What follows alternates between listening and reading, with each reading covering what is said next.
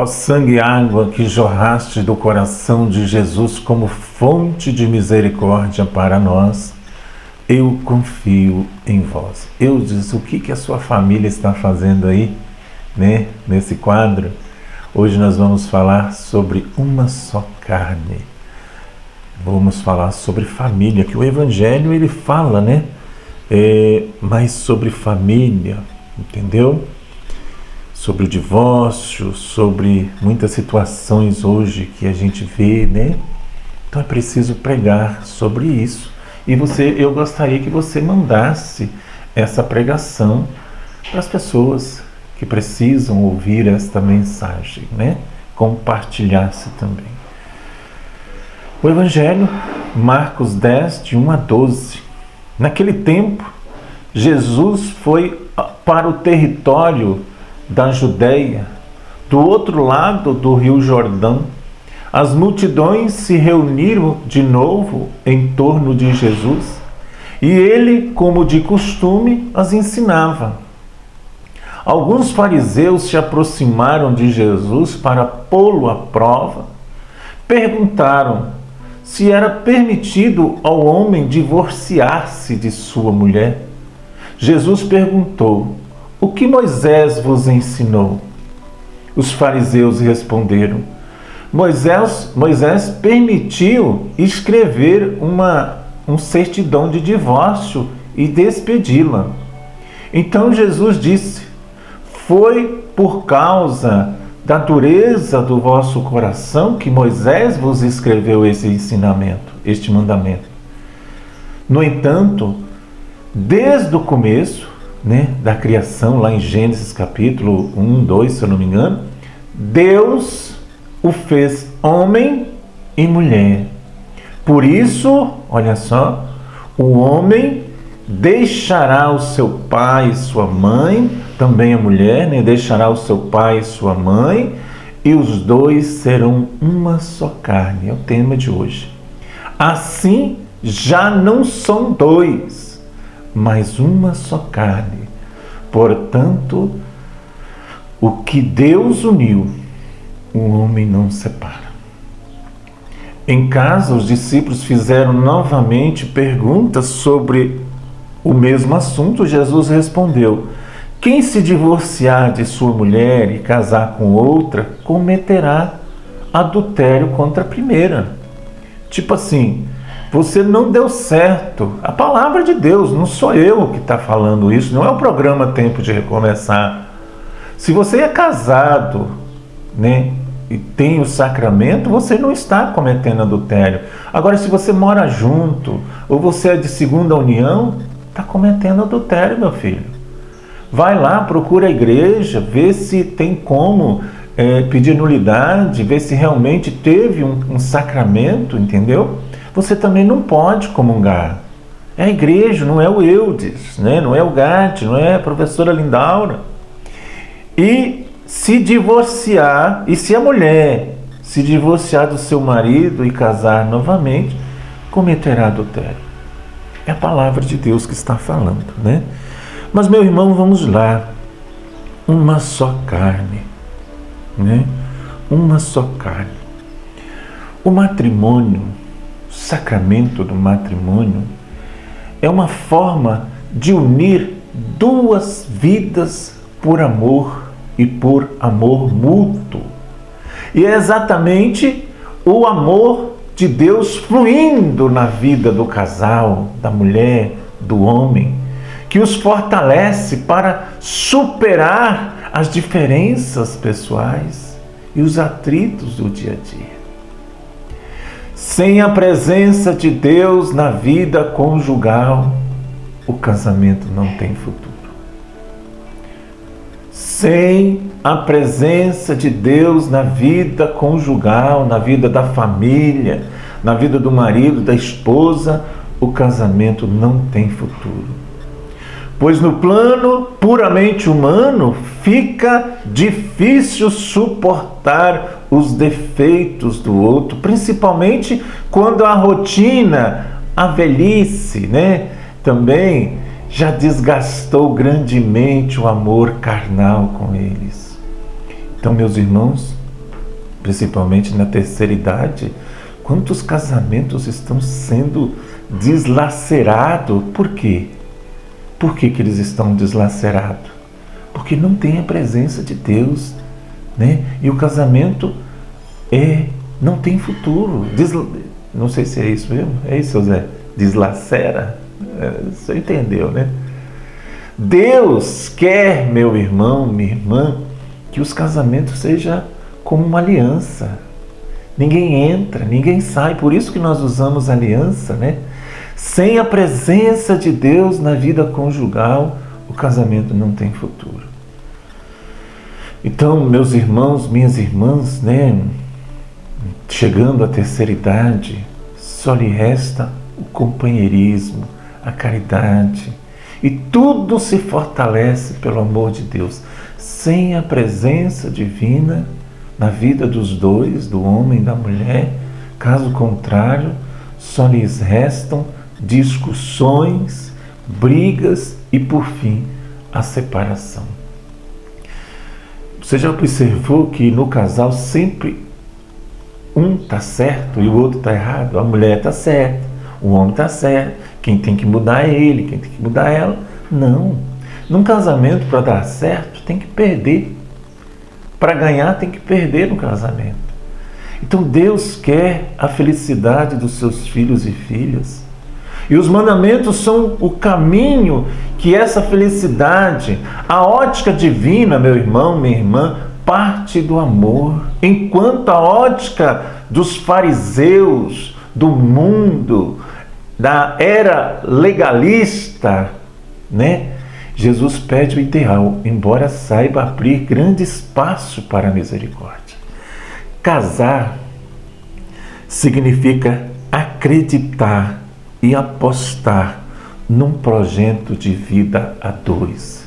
Você mora junto, nada impede de você casar. Procure a igreja, vai lá na sacristia, arruma lá o seu Zé, a Dona Maria, para ser o seu testemunho, entendeu?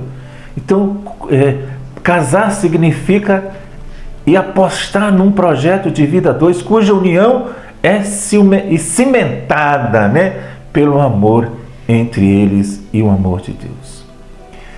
Eles não são mais duas pessoas. Ô meu amigo, você não é mais aquele homem solteirinho, não. Por que você está saindo sozinho?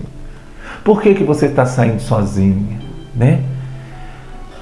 Eles não são duas vidas, dois projetos, mas sim um só projeto, uma só carne, né? Na face do namoro era um olhar, olhando para o outro, depois casados, agora são os dois abraçados, olhando para o futuro, para a estrela da vida, entendeu? Dificuldade, meu amigo. Olha aqui esse quadro aqui, pertinho. Você acha que nós não enfrentamos dificuldade? Dificuldades na vida conjugal sempre existirão e sempre existirão. Porém, com a força de Deus, esse casal está unido aqui com essa família, com a mamãe que já está no céu, porque teve Deus, teve a força de Deus. Tudo se supera, pois a graça de Deus vence qualquer desentendimento, pois quem ama perdoa. Você acha que eu nunca discuti com a Dória? Claro que sim, mas quem ama perdoa. Casar é cuidar do outro, para que os dois possam cuidar dos filhos. Coisa bonita, né, seu Zé?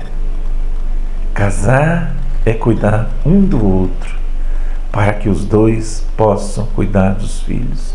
O diálogo, a oração, os sacramentos são instrumento de superação das diferenças, né? Aquilo que Deus uniu é para sempre, pois trata-se de uma união protegida pela força do alto. Desse modo, ninguém ou coisa alguma consegue separar. Amém? Então, meus irmãos, minhas irmãs, o noticiário, diariamente, nós assistimos tragédia de casais, né? tais desgraças são acionadas juntamente pela ausência de Deus naquela união.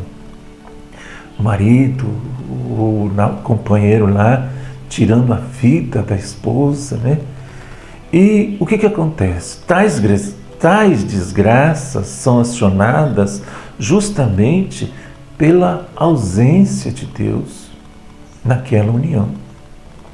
E, consequentemente, uma vez que se descarta a presença de Deus, é mais que evidente que o diabo entra na vida dos dois.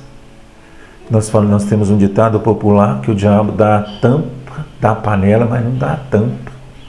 Tira a vida da esposa, ou tira a vida do esposo, né? E o que adianta?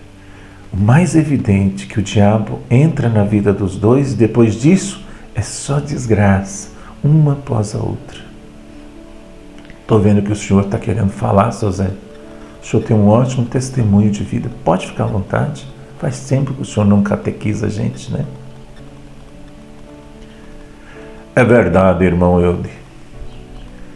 Numa dessa desavença, né? Quem mais sofre na vida do casal são os filhos, né?